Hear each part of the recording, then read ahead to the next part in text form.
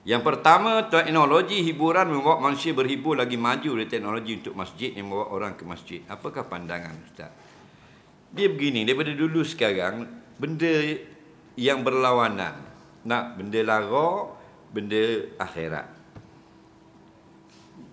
Dan dia berpusing. Kadang-kadang yang lara itu di atas, akhirat itu di bawah. Dan kadang-kadang akhirat itu di atas, lara itu di bawah. Sama macam Islam. Islam itu mula-mula di bawah. Nampak? Dagang. Seorang dua baru masuk Islam. Akhirnya Islam itu di atas saat gemilang. Sampai Sepanyol pun diperintah oleh Islam 700 tahun. Nah, dan kadang-kadang Islam itu di bawah balik. Maknanya menang oleh bukan Islam. Jadi kita ni kena sentiasa bersama benda yang betul. Iaitu dengan, kalau Islam dengan agama lain, kita sentiasa dengan Islam. Kalau maknanya hukum Al-Quran dengan hukum ciptaan manusia, kita kena sentiasa dengan hukum Al-Quran. Nah, dalam satu hadis Nabi pernah sebut, ala inna rahal Islam dairah. Ketahuilah ataupun jaga-jagalah, roda Islam itu berpusing. Faduru ma'al Islam, maka hendaklah kamu berpusing ikut Islam. Islam disokong, kita duduk belah Islam. Islam dianiaya, kita belah Islam juga. Nah, orang ikut Islam belaka, kita ikut juga. Orang tak ikut belaka pun, kita ikut juga. Itu maksudnya. Kemudian Nabi kata, ala inal kitab was-sultan sayab tarikoni fakunu ma'al kitab. Ketahuilah, begitu juga kerajaan dengan hukum Islam akan berbalah. Dia akan berbalah. Kerajaan nak buat lain, Quran kata lain. Fakunu ma'al Quran, fakunu ma'al kitab. Maka hendaklah kamu bersama dengan kitab. Nah, jadi sekarang teknologi Allah beri satu nikmat, teknologi internet. Contoh. Nah, maka kita berlumba lah. Dan kita ada nikmat. Nah, dulu kita ada, orang dulu dia ada apa? Dia ada kenderaan jenis tunggang. Ada yang naik, ada yang jalan kaki, ada yang naik keldar, ada yang unta, ada yang kuda.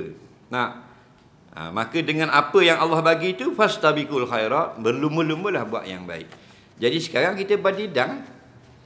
Nah, teknologi kepada benda lara, teknologi untuk ajak orang ke masjid. Sebab tu kita kena pandai, ramai orang. Multimedia ni bukan sekadar pandai komen je. Nah, kita pandai orang multimedia boleh buat blog dan sebagainya. Kalau dalam ni ada 200 orang, 300, 500 orang malam ni, 200 orang pandai. Lain sikit. Ni kalau dua-dua sepenuh-penuh masjid seorang je tahu. Nah, hak lain tu hanya pandai tekan je. Lepas tu tutup. Nah, teknologi nak buat blog dan sebagainya. Lepas tu saya tengok banyak kelebihan sebenarnya di luar daripada Malaysia. Contohnya kalau di Indonesia dan di Thailand, mereka lebih ke depan, iaitu dalam blog-blog ataupun laman-laman web dakwah. Kita rasa kita banyak dah. Kita nampaknya macam ketinggalan. Itu belum lagi di tanah Arab dan sebagainya. Betul tak? Kalau di Eropah lagi hebat. Dakwah, internet berkenaan dengan dakwah. Jadi kita badidang lah. Kita duduk ada, lepas tu kita ada sekarang ni ada Facebook. Dulu kena buat blog. Dulu saya buat laman web surauladang.net tahun 1999. Bayar 500 tahun. 500 tahun bayar. Nampak? Untuk hidupkan laman tu, untuk orang boleh masuk. Ingat aku? Bayar. Dia ni Facebook free. Ambil seayat satu hari. Terjemahan Quran berlambak dalam website. Menterjemah satu ayat sehari. Hari ni surah Fatihah terjemah. Esok surah Al-Baqarah ayat 1 sampai 3 terjemah. Benda tu membantu orang lain. Kita duduk banyak muka kita. Faham tak?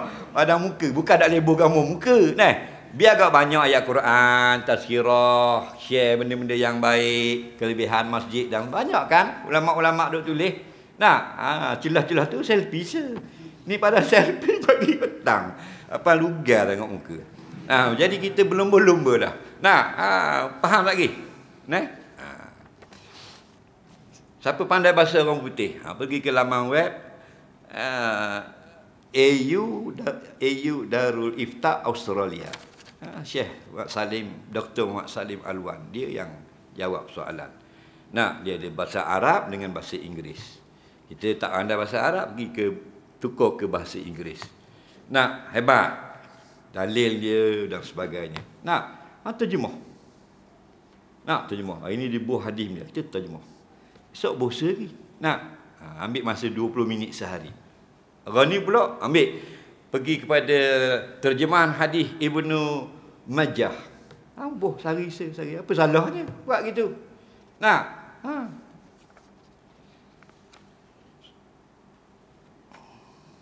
Pemaju cakap rumah kalau beli kawasan ini bebas banjir. Akhirnya banjir juga. Apakah hukumnya?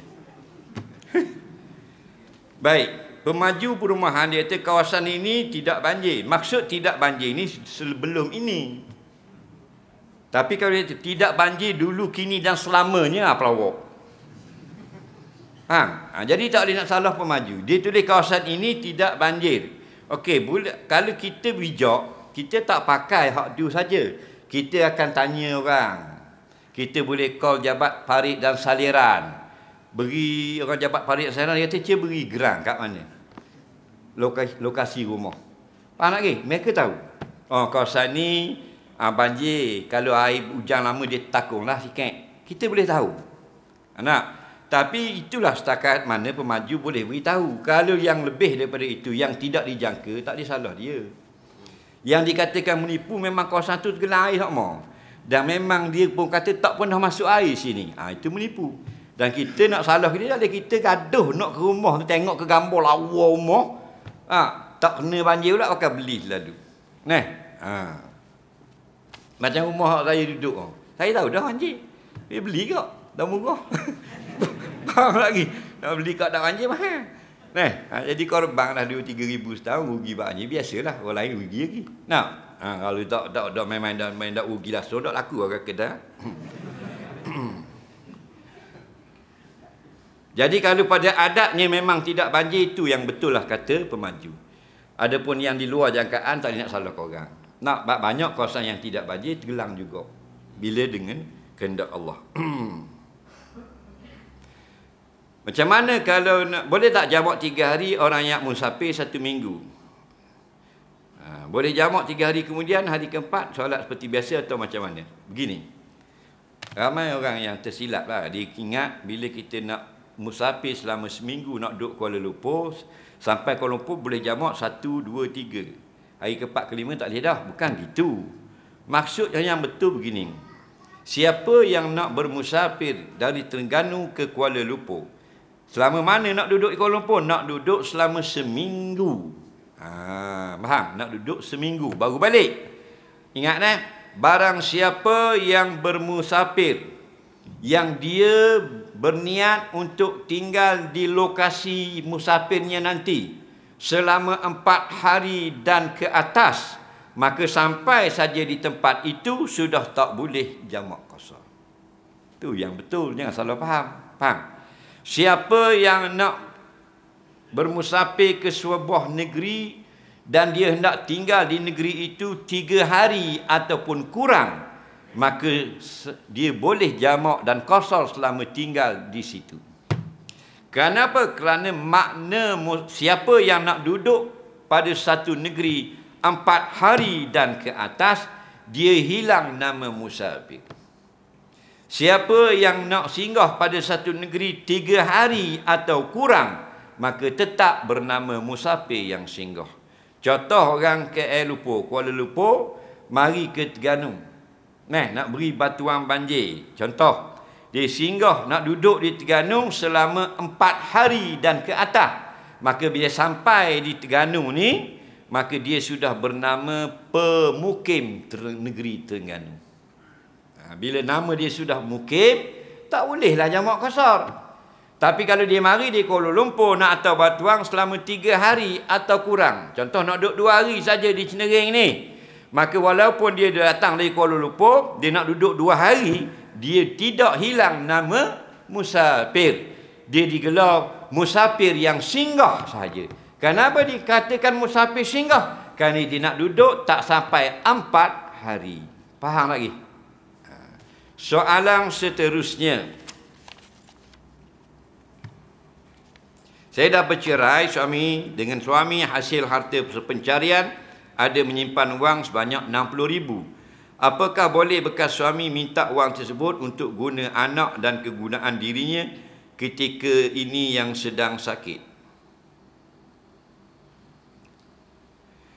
Harta sepencarian 60,000. 60,000 maksudnya suami dan isteri sama-sama mencari. Jadi adakah suami boleh minta hak 60,000 ini? Dengar baik-baik. Bila sebut harta sepencarian, iaitu antara suami dan isteri, tak masuk anak-anak. Faham lagi? Jadi jikalau dalam 60,000 ini sama banyak, maka RM30,000 seorang. Faham? Jika tak tahu banyak lebih belah suami ke atau lebih belah isteri, maka hukumnya tasamuh, saling memaafkan separuh seorang. Faham lagi? Jika ada detail, contoh dalam 60,000 ini, harta suami 35, harta isteri 25, maka dapat mengikut jumlah. Faham tak tu? Oh, dah ingatlah banyak mana-mana, tapi lebih kurang gitu lah. Dapat 60,000 ni. Dah hidup suami isteri selama 10 tahun. Maka tasamuh bagi dua, halal berhalal. Faham lagi? 30,000 seorang. Jadi bila berlaku perceraian, milik isteri RM30,000 hak dia, pasal dia sama mencari. Faham lagi? Hak nafkah anak-anak wajib atas suami. Bila tu selama anak itu belum sampai kepada umur boleh bekerja. Contoh boleh bekerja umur 20 contoh. Umur 20 dah boleh bekerja lah, maka suami tak wajib lagi beri nafkah. Soalan seterusnya, wujud ke amalan yang khas peristiwa Isra' Mi'raj? Jawabnya tidaklah ada ditentukan mesti berbuat demikian dan demikian pada peristiwa Isra' Mi'raj. Jadi membuatlah apa-apa saja pun, tapi kalau pada hari-hari besar Islam diharapkan ganjarannya lebih banyak. Jangan kita tetapkan. Soalan seterusnya, isteri simpan duit suami diam-diam. Suami memasukkan sejumlah wang ke akaun isteri. Tujuan simpan untuk kegunaan bersama. Apakah hukum isteri simpan duit suami diam-diam? Contoh, suami masukkan sejumlah wang ke akaun isteri. Tujuan simpan untuk kegunaan bersama. Baik. Dia kata suami masukkan sejumlah wang sebulan. Contoh, sebulan suami dia masukkan dalam akaun bini dia 1,000. Okey? Kemudian datang persoalan, bolehkah isteri simpan duit suami itu diam-diam? Itu yang kita tak faham. Suami masukkan duit ke dalam akaun isteri. Bolehkah dia simpan diam-diam? Diam-diam apa suamimu masuk dalam akaunmu? Faham tak lagi?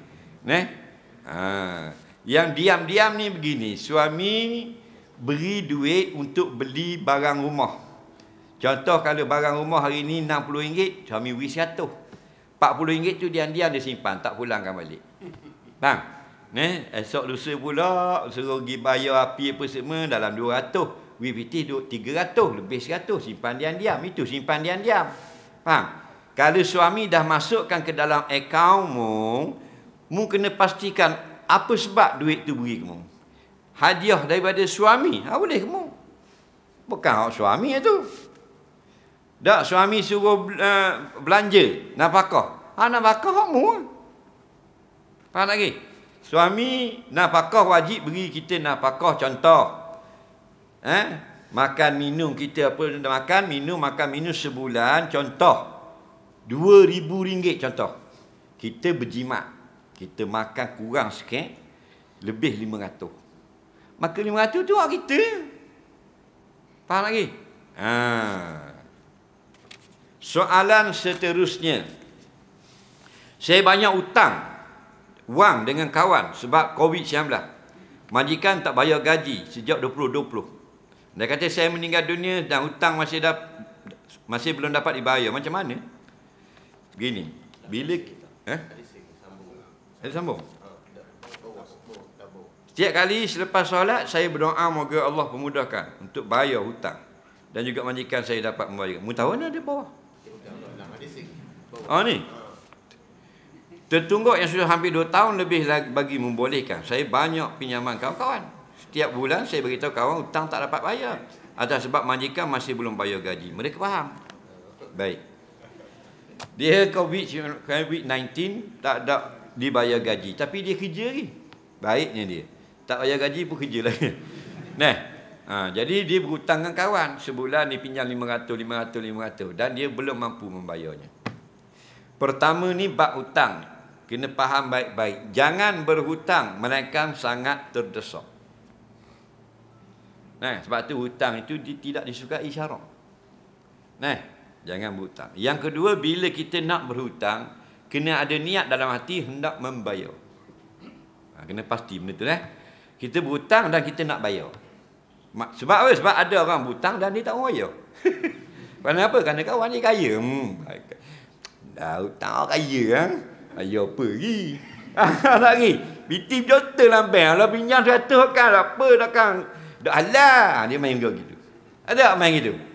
Tak, kerana kawan dia ada duit. Dia tengok ayah. Jadi dia nak hutang. Patut katalah aku nak kecing weh.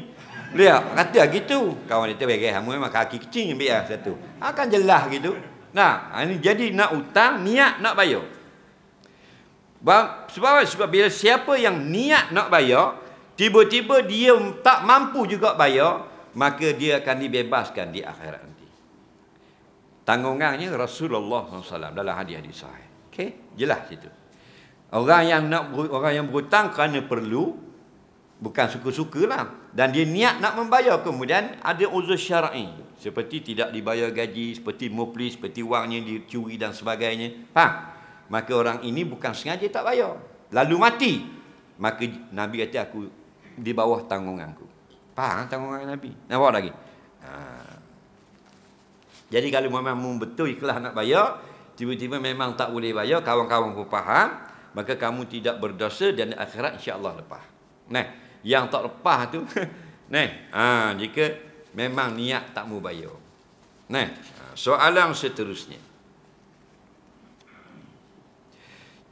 Curi helmet di motosikal orang. Tidak tahu siapa tuan motor. Parking, kerana nak ganti balik. Ganti masih ada motor lagi ya. Mana curi sekejap tu letak balik. Ni pergi curi, buat balik di rumah, kawan tu lari dah. Kalau ke payah. Lain kali nak curi, tengok lu nombor plate pukul. Tuang dia naik ke ambil gambar. Jadi kalau taubat esok lusa senang. Nampak? Begitu. Jadi masalah. Jadi ni kemudahan banyak. Betul tak? Ada Facebook dan sebagainya, tulis. Buat gambar tulis merah, kotak tu tulis tulisan putih. Awas tulis. Saya nak pulangkan balik topi keledar. Kepunyaan sepulan yang motornya diletak di depan masjid Al-Furqan, Simpang 4 Cenering, hari Jumaat lepas saya curi selepas solat Jumaat. Kalau dah sampai ada tuang ni, insya-Allah bayar balik. Kalau sudah putus asa tidak berjumpa tuang ataupun waris, maka hendaklah bersedekah dengan nilainya dan berdoa agar tuannya halalkan perbuatan kita di akhirat. Tapi kena buat lagu tu. Itu baru topik lada, belum harta negara ni. Ejah balok, ejah apa jeng. Air rumah lepas banjir keruh macam ini, boleh dah ambil wuduk? Ibu gambar. Ada gambar. Macam ke pengak dah air. Jawabnya boleh. Faham lagi? Boleh lagi. Kerana dia air mutlak. Air mutlak, ulama-ulama sebut, tidak ada yang ulama sebut disyaratkan jernih. Tak sebut. Maknanya walaupun keruh boleh. Sekira-kira tidaklah keruh itu sampai bila orang tengok, ini bukan air bersih. Kalau sudah pada adat orang kata bukan air bersih, maka hilang nama air mutlak. Jadi kalau gini nampak masih bersih, cuma warnanya keruh. Faham lagi? Sama macam setengah-setengah telaga. Tengah telaga yang tak pakai kerek. Yang pakai kerek biasanya bersih. yang tak ada kerek, tak ada seming tu, dia bercampur tanah, air itu kelabu. Hukumnya tetap air mutlak. Soalan seterusnya, kalau tanah mayat musim banjir, masa menggali itu mayat duduk di dalam air, sah tak? Tak boleh meletak mayat dalam keadaan duduk. Dia kena baring. Duduk tu maksud baring lah kot. Baik. Kalau tanah mayat musim banjir, masa menggali itu mayat dalam air, hukumnya sah atau tidak? Jangan letak mayat dalam air. Selagi ada tanah, galilah yang tak ada air. Maknanya ini tanah perkuburan, bila gali ada air, jangan letak dalam air. Maka pergilah ke kuburan sebelah sana yang tak nak masuk air. Yang kata dimaafkan ni semuanya berair. Baru dimaafkan. Semua berair, gali air. Dan kalau kita gali 6 kaki ada air, gali 4 kaki baru tak ada air, maka tanam 4 kaki. Tidak ada ulama mewajibkan 6 kaki atau 7 kaki. Syaratnya gitu je. Yang pertama, sekira-kira maknanya bau mayat tidak keluar. Jadi tak kira dalam mana pun. 4 kaki, 3 kaki je, tapi baunya tidak keluar, boleh. Yang kedua, dengan kadar sekira-kira, kalau anjing nak gali tak dapat. Kerana anjing kalau digali setengah kaki, dia gali lagi. Kalau 3-4 kaki tak gali.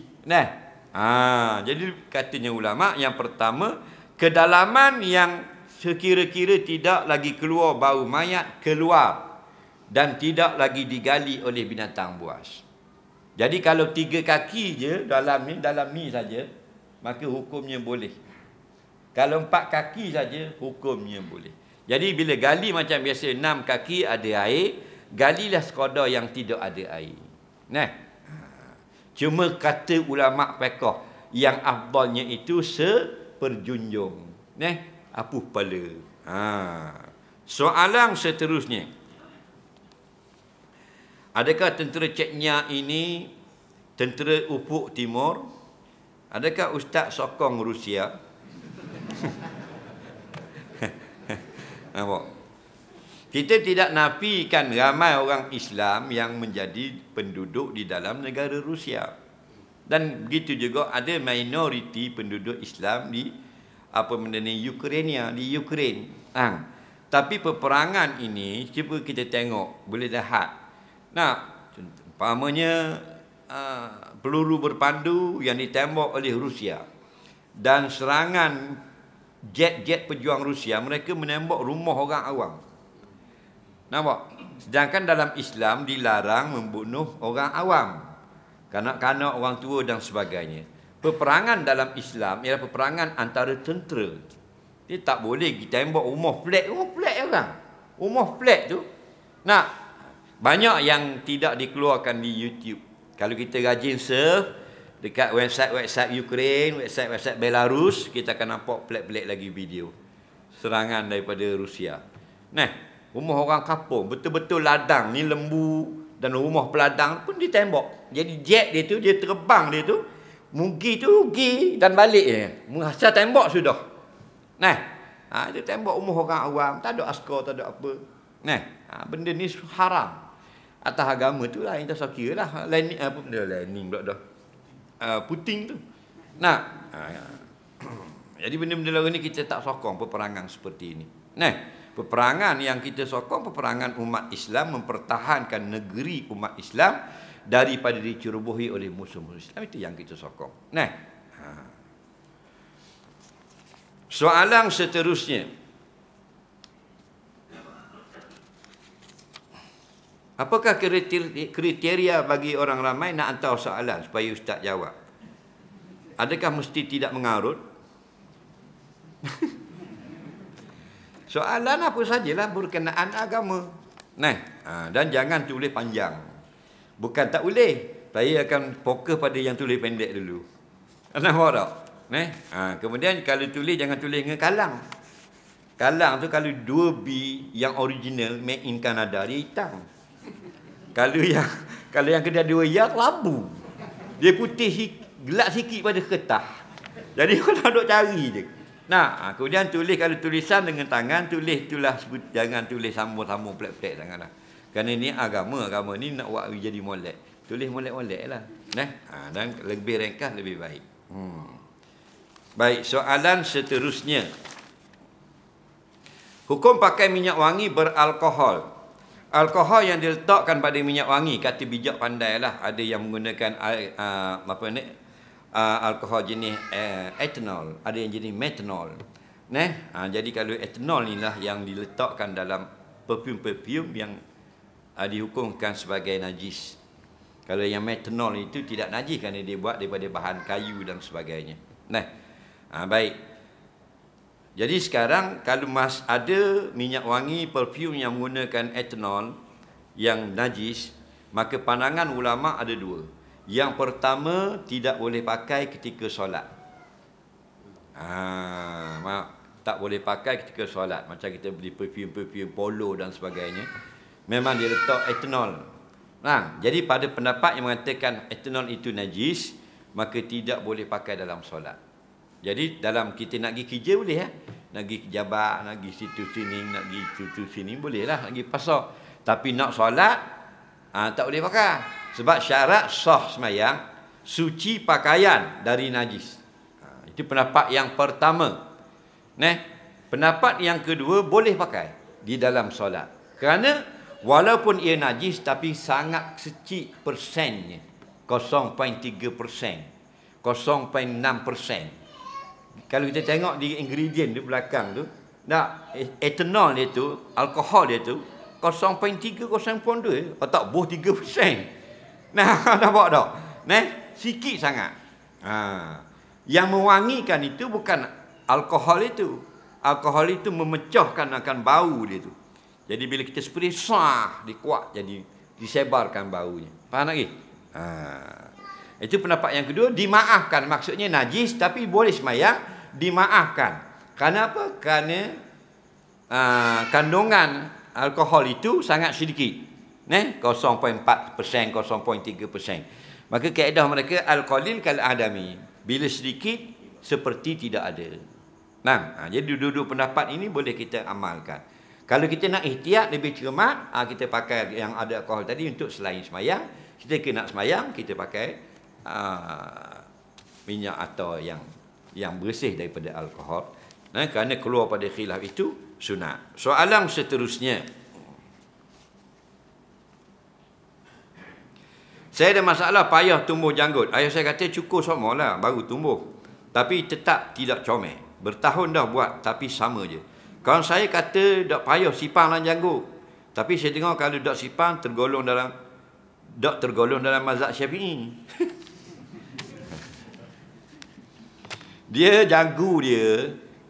Janggut tak banyak. Ayah dia kata mu cukur semua janggut lebat. Faham lagi? Dia pun janggut dia cukur semua. Maka bila dia cukup, memang keluar janggut. Tapi tak lawa, dia kata. Kalau tak lawa, mu tukar dagu senang. Janggut payah kan. Mu tukar dengan dagu-dagu. Cari dagu mana mu kenal, ambuh dagu tu. Dia kena faham, sunnah menyimpan janggut ini bukan satu kewajipan. Makna kalau kamu berjanggut, sunnah simpan.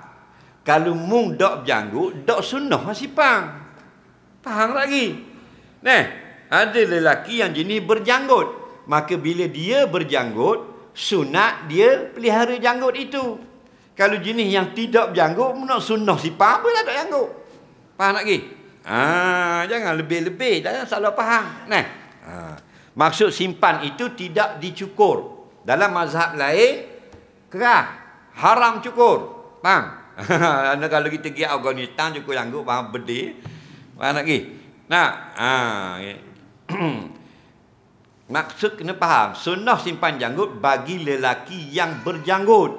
Maknanya simpan itu jangan cukur, biar panjang ikut Rasulullah. Tapi laki-laki yang jenis tak keluar janggut, tidak adalah sunnah simpan janggut. Faham? Kerana dia tidak berjanggut. Kemudian ni lagi salah faham. Kalau tak ada janggut, tidak dikira mazhab Syafi'i. Manalah pula. Faham lagi? 4 mazhab ini menyuruh simpan janggut. Faham? Hanafi, Maliki, Syafi'i, Hambali. Pak-pak ni sunnah simpan janggut. Maknanya pelera janggut. Faham tak lagi? Bela janggut. Cuma mazhab Syafi'i ini makruh cukur. Faham? Mazhab lain haram. Kerahnya. Nah. Bukan muntadak janggut, bukan mazhab Syafi'i. Nah, mazhab Syafi'i bukan dengan simpan janggut. Mazhab Syafi'i maknanya kita mengikut pandangan-pandangan ulama mazhab Syafi'i. Walaupun pun tak ada janggut, tetap mazhab Syafi'i. Nah, mari dua ni pula tak ada janggut bukan mazhab Syafi'i. Dan mazhab mana? Apakah hukum membeli makanan di kedai orang yang tidak solat? Jawabnya sah. Boleh. Dia tak semayang, kita beli barang kedai dia. Contoh, tokai kedai rucik tu kat rumah kita dia tak semayang. Nah, dia semayang raya je. Nah, ya dia jual sabunnya apa. Jadi kita beli kat rumah dia, boleh. Sah. Orang kafir jual beli pun kita sah. Faham? Pergi kedai supermarket kan ada orang kafir. Nak contoh? Boleh. Cuma kata ulama, jika ada dua kedai yang bersamaan, ni kedai rucik juga. Nah, maka kita belilah yang solat. Faham tak lagi? Kerana apa? Kerana kita tanda kasih kepada dia, dia tunduk sujud kepada Allah. Nah, tu maksud, bukan wajib beli kedai orang solat, haram beli kedai tak solat. Jika ada pilihan. Kalau tak ada pilihan, beli yang tak solat tu kan. Faham tak lagi? Bila tu jika ada pilihan maksudnya kedai yang sama. Kalau kedai yang berlainan tak ada masalah. Nah, umpamanya ni kedai spare part orang solat. Kedai hak jual nasi lemak pagi-pagi orang tak solat. Jadi kita kena beli kedai hak solat semua. Jadi makan spare part mu pagi-pagi. Faham tak? Tak apa dah keperluan pagi ni bukan spare part. Lapar perut nak beli nasi. Beli ada solat dulu. Bukan kita sokong dia tak solat. Faham? Tapi bila ada pilihan, sebelah tu pun juga kedai nasi juga makanan pagi. Dia solat. Kita raikan yang solat dulu. Nah, soalan seterusnya. Siapakah ahli kitab? Masih adakah sekarang? Ahli kitab maksudnya orang kafir yang masih berpegang dengan kitab yang diubah setelah ketiadaan Nabi. Ketika Nabi Musa masih hidup, diturunkan ke atas baginda kitab apa? Kitab Taurat. Kitab Taurat daripada langit, daripada Allah. Kitab Taurat itu betul atau palsu? Betul kan? Faham lagi? Allah yang turunkan. Maka pada masa itu, semua yang mengikut Nabi Musa dan berpegang dengan kitab Taurat adalah Muslim. Islam. Nah, setelah Nabi Musa wafat, kitab Taurat ini sudah diubah oleh tangan-tangan pendeta yang jahat-jahat, dibuat baru New Testament, Old Testament, dipindah-pindah hukum di dalamnya.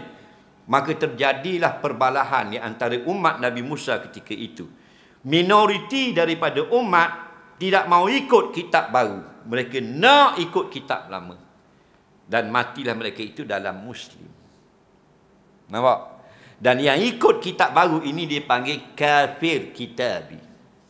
Kenapa panggil kafir? Kerana mereka mengikut ubahan tangan manusia, menolak kitab yang sebenar. Kafir.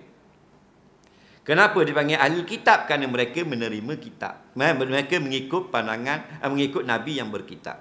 Ada kitab daripada langit. Ketika Nabi Isa dapat kitab Injil, umat Nabi Isa yang ikut semuanya adalah Muslim. Kitab pun tidak ditukar lagi. 500 tahun lepas Nabi Isa diangkat ke langit, telah dipindah sampai jadi 300 Injil. Pada tahun 1400, abad 15 Hijrah, 300 Injil.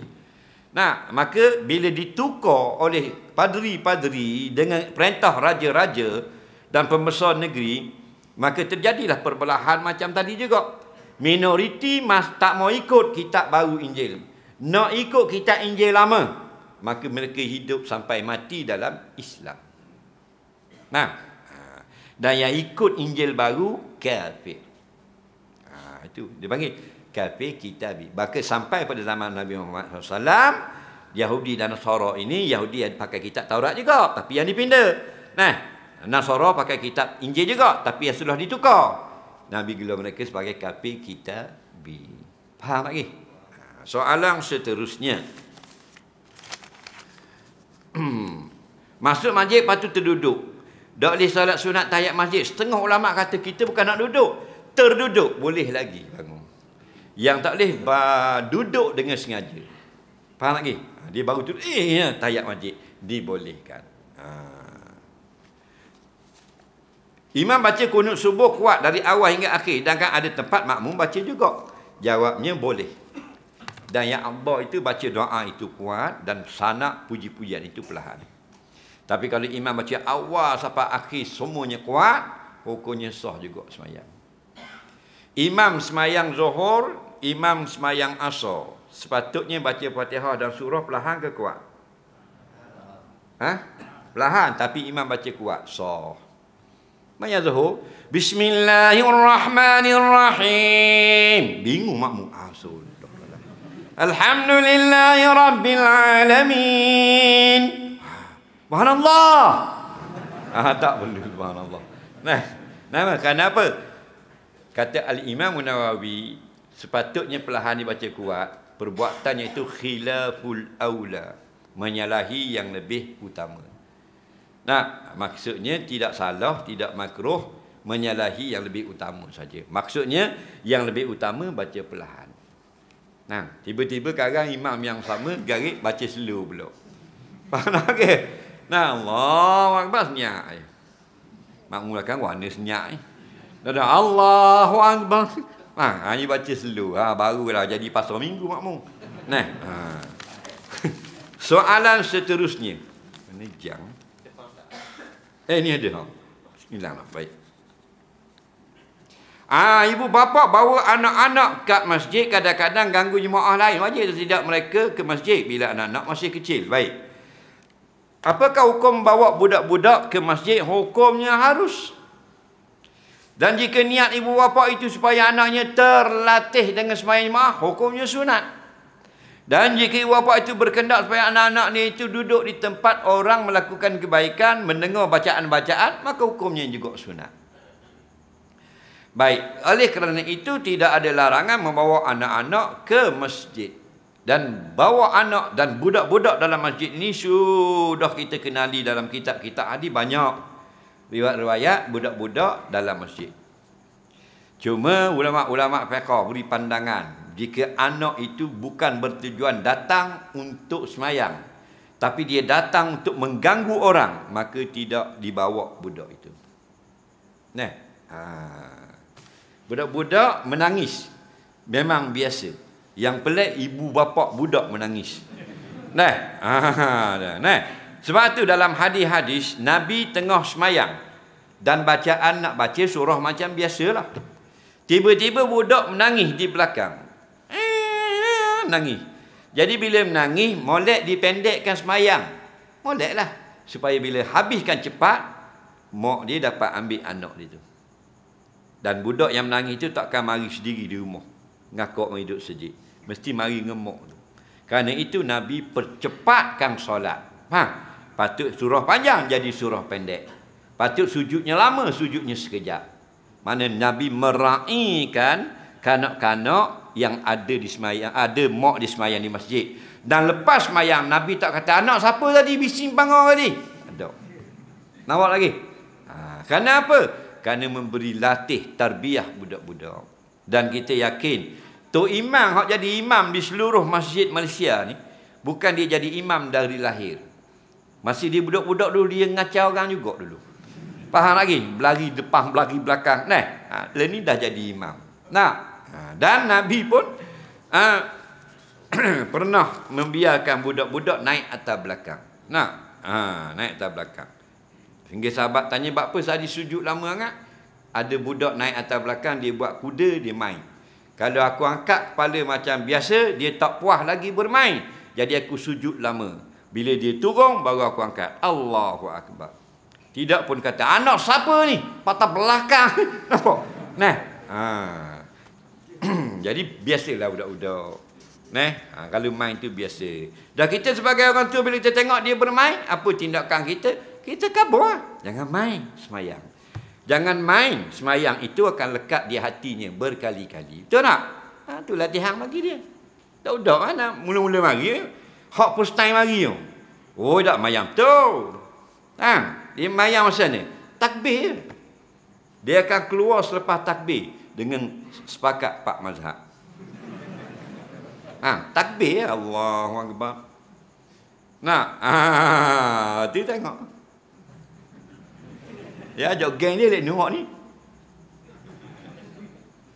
Pung pergi. Masa ni dia mari mula.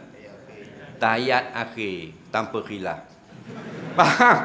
Berlari dah debak duduk. Aku tahu aku gitu kok dulu. Betul tak?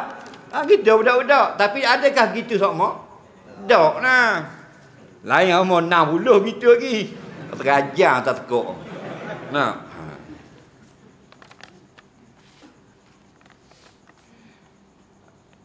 Apa pendapat ustaz? Ada seorang ustaz dia kecam dengan kenyataan ustaz. Siapa kata Allah duduk di atas arah adalah kafir. Itu tidak patut katanya. Lah itu bukan pendapat saya. Kita sekarang ni reti tahu ke buat-buat tak tahu. Cik soal dia ni, tahu dah ke atau buat-buat tak tahu? Tahu dah. Belajar di mana? Selain yang saya khabar tu, awak tahu tak lagi kalau ustaz lain khabar? Tahu tak lagi? Bahawa tak boleh kata Allah itu ada tepat. Tahu tak lagi? Cikgu tahu tak? Dah fatwa saya ke? Seluruh ulama. Apa kita pula? Kita nama tu kita khabar daripada soalan. Soalan dia apakah hukumnya seorang maulana? Dia kata Allah mesti dia ada tempat duduk di atas arah. Kita ada sebut nama maulana mana-mana. Yang dia berasa hati apa hal? Ingat maulana mu seorang kan? Betul tak?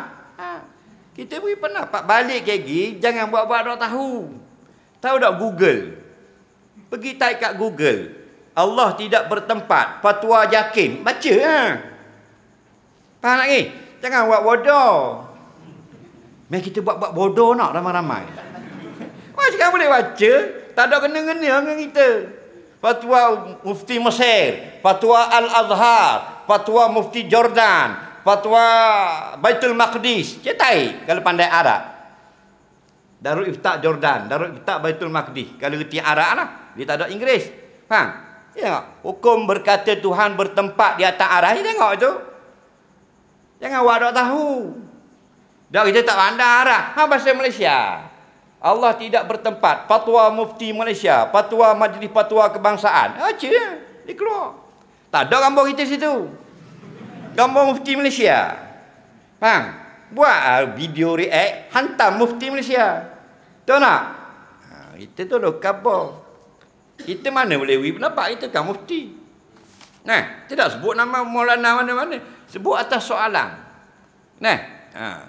Kita jawab atas apa yang kita belajar. Kalau mau belajar tinggi lagi, tak tahu lah.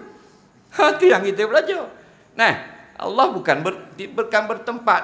Wujud Allah bila makan tidak bertempat. Apa pula kita pula lah. Jadi ramai-ramai dalam video duduk tengok. Jangan buat-buat tak tahu. Pergi ke Google. Ke komputer internet saya ada Google. Ke internet saya seorang ada ruang untuk mencari. Ada kau. Tulis itu. Faham? Fatwa Jakim. Allah tidak bertempat. Keluar tu. Tarikh fatwa. Apa hukum mengatakan begitu.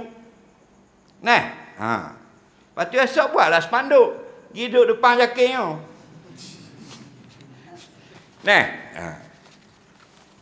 Jangan awak tak tahu kita cerdik, jangan awak tak cerdik pada. Dengar cerita nak sembahyang Jumaat kena ada booster. Sini kena ada booster. Tak ngaruk ni. Mana ada kena booster?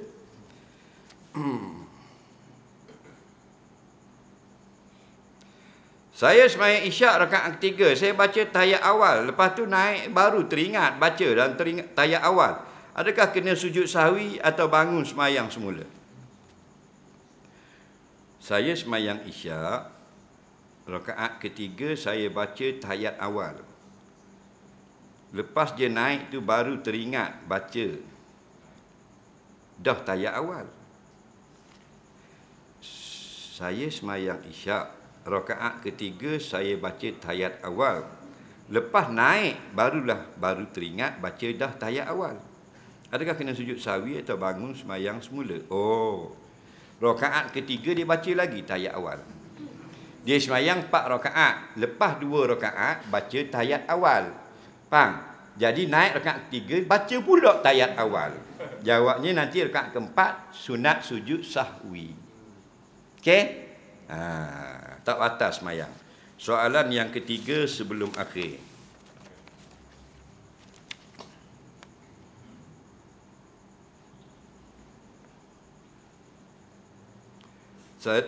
Orang kata barang itu ada roh. Contoh kita kata kat kereta kita nak beli kereta baru, kereta lama kita merajuk, tiba-tiba rosok situ, rosok sini. Soalan saya, dosa tak kita percaya benda gini sebab sering terjadi juga perkara ini? Tidak dosa. Kita tidak isbatkan kebenaran. Kita hanya kata, ni kata nak beli baru ngajuk lagi ni. Tak dosa gitu. Tapi dengan iktikad, itu tak boleh. Kerana dia benda yang tidak ada roh. Kita beriktikad dia ada roh, ada perasaan. Mana ada perasaan? Kereta ada roh, tak ada roh. Kereta ada perasaan, tak ada perasaan. Cuma kita kata ni, kata-kata nak beli baru ni, kat buat ni, kat rosak ni. Ni gitu. Dan yang berlaku itu kelaziman.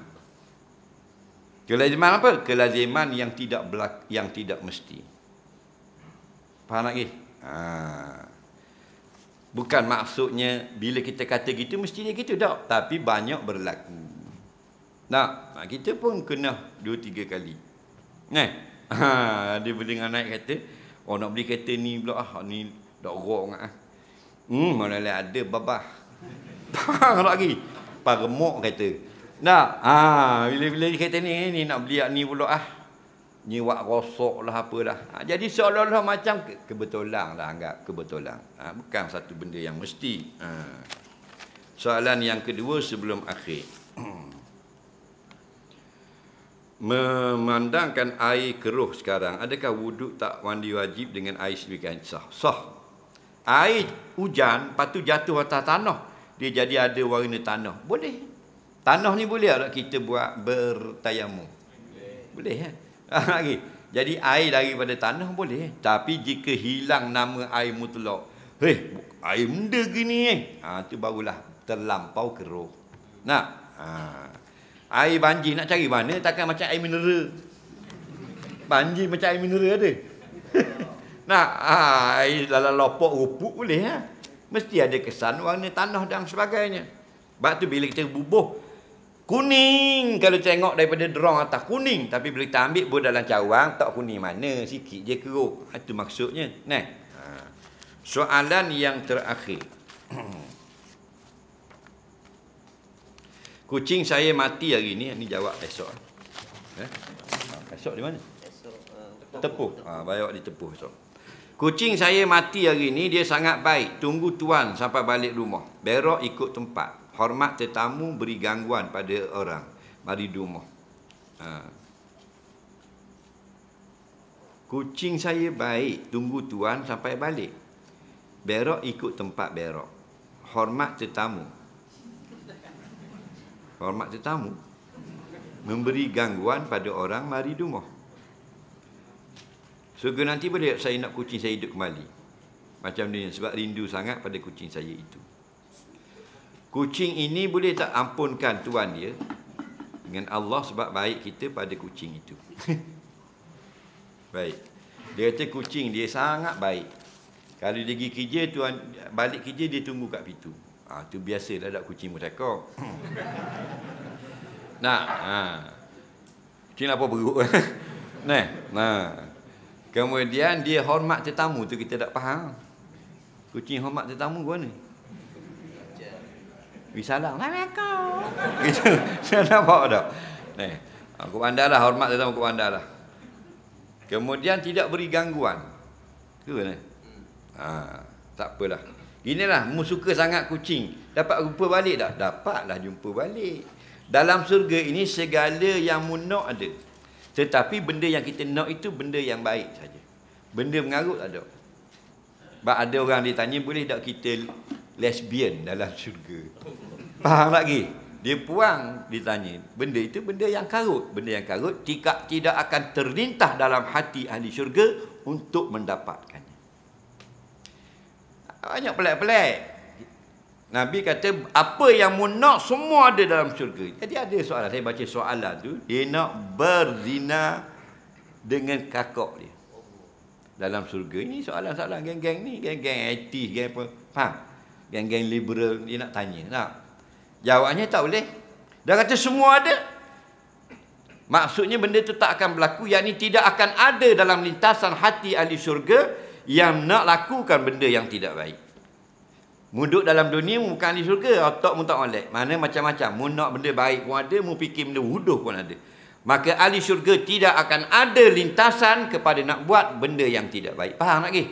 Jadi semua yang dia litah itu, yang dia nak baik belaka. Dia nak kuda 1000 ekor ada. Dia nak naik benda lagi, dinosaur. Macam Jurassic Park. Nak ada 40 ekor pun boleh. Nah, ini naik benda, nak naik kapal terbang. RZ atau tubik sayap ada belaka. Faham lagi? Motosikal dia ke nak. Y suku exhaust tubik ke muka. Faham? Hukum boleh belaka. Yang tak ada, yang karut. Berzina, sumbang mahram. Faham lagi? Itu semua karut. Tidak akan ada di dalam syurga nanti. Wallahu a'lam. Bismillahirrahmanirrahim. Allah manfa'ni wa 'allamtana, allimna bima yanfa'una, rabbana zidna 'ilma, rabbana atina fid dunya hasanah fil akhirati hasanah wa qina adzabannar. Wa sallallahu sayyidina Muhammadin wa ala alihi wa sahbihi wasallam. Walhamdulillahirabbil alamin. Assalamualaikum warahmatullahi wabarakatuh.